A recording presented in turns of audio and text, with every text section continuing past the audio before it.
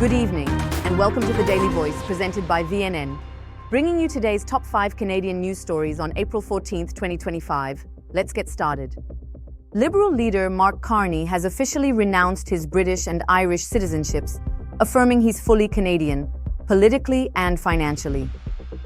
This comes as Conservative leader Pierre Poilievre accuses Carney of being a globalist elite who may not even pay taxes in Canada.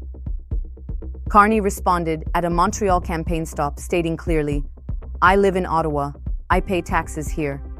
His foreign assets have been placed in a blind trust, and he's complied with all disclosure laws.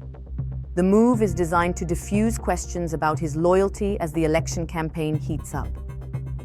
Carney is leaning into his record as Canada's former top banker, declaring he's ready to give everything back to the country that raised him. With US tariffs hitting Canada's economy hard, Premier Doug Ford is eyeing a major overhaul of Ontario's permit system. Draft documents show the province wants to eliminate or fast-track hundreds of permits, everything from construction to transportation, within a year. Ford says development is being stalled by excessive red tape, joking that a grasshopper in a field shouldn't stop a project. Business groups support the move, but critics warn it could weaken environmental protections and ignore Indigenous consultation requirements. The Ford government says it's working with Ottawa to speed up national infrastructure and protect jobs, but many are questioning whether deregulation will bring growth or just conflict. A new report says TikTok is now one of the most powerful forces shaping political opinion in Canada, especially with traditional news blocked on Facebook and Instagram. From January to March, Canadians watched over 1.7 billion political TikTok videos, but 75% of views came from just 100 accounts, many of them based outside Canada.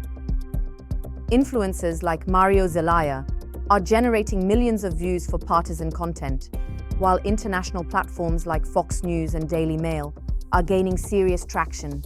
Experts warn that TikTok's algorithm is creating echo chambers, and voters may not realize they're watching influencer opinions instead of journalism.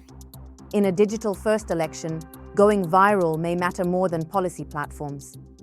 2 Liberal staffers have confessed to planting fake "Stop the Steal" buttons at a major Conservative conference in Ottawa last week.